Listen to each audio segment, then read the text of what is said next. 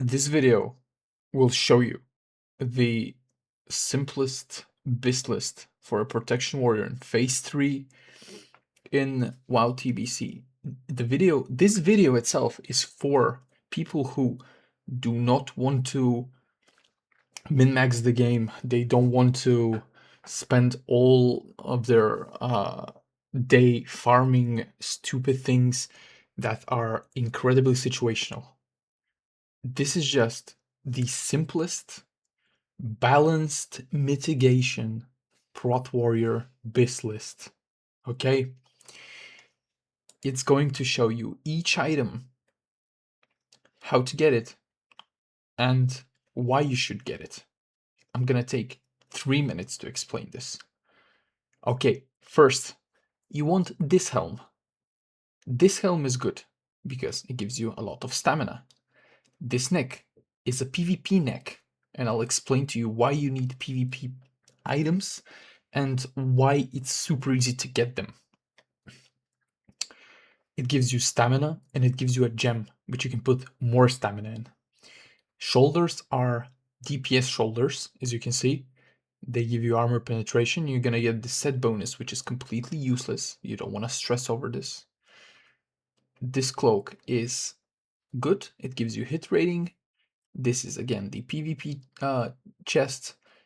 PvP honor wrists. Weapon is self-explanatory. It gives you defense and expertise. Best shield in the game. Of course you're gonna get it. This thing is okay.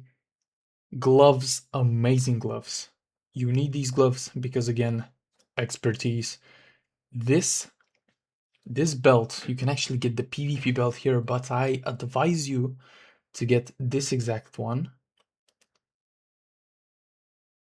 Pants are these pants are the protection pants. These are the tank pants, not the DPS ones like the shoulders and the chest.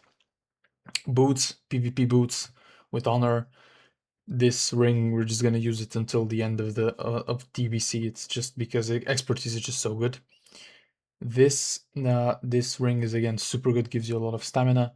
Trinkets. These two trinkets, probably I'm gonna get a lot of hate for this, but they are very good. Reason is this one is probably the universal prot warrior trinket across the game. You can use this how was this telescope thing? This is good. Very, like, if you want to be a little bit more tanky, but it's not worth it.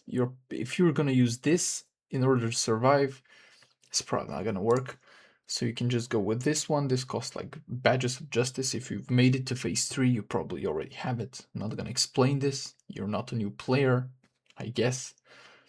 This one is pain to get. I think you get this from heroic, or it wasn't heroic. It was blood furnace. No, I don't know. You're gonna look this up.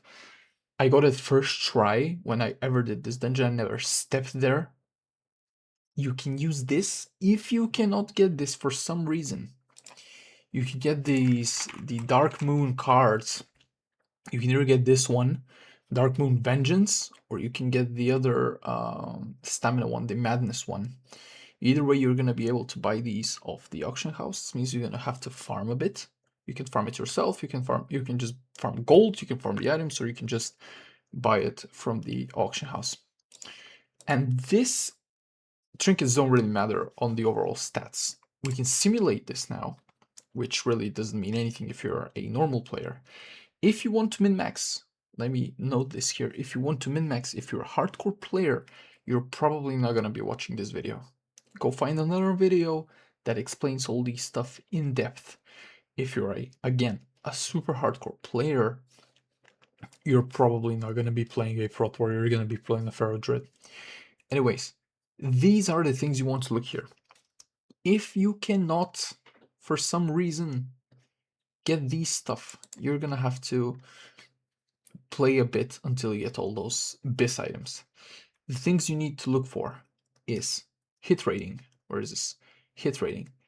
7.48%. This is without Verifier. You need to have at least 6% hit. Otherwise, your attack's gonna miss, you're not gonna generate threat, and you're gonna wipe. Simple. Crit immunity. You need 5.6% crit immunity. Now, I am running 5.81 on this build. As you can see, 1.65 comes from resilience. Resilience is a PvP stat. Like I said, you got the neck, you got the bracers, and you got the boots. You're gonna feel annoyed, but you need to just queue Eye of the Storm and Warsong Gulch. Get 50 Eye of the Storm marks and 20 Warsong Gulch marks. By the time you farm all of them, you will have enough honor to buy the items. This thing, if you really wanna get over with this, it's probably gonna take you a week to farm, or even 2 weeks. But 2 weeks to be 100% sure you're gonna get the belt, not the belt, the boots, the wrist, and the neck is super worth. These arms are just super good. They're the best. You're gonna get crit immunity because you don't want to get critted and get one-shotted, right? Super simple. Gems, those gems are just, you can just put it whatever. I don't need hit, but I need a yellow gem so I can make this thing work, because this is super good. And usually just gonna stack stamina. The solid Empyrean Sapphire, you're just gonna want to stack stamina.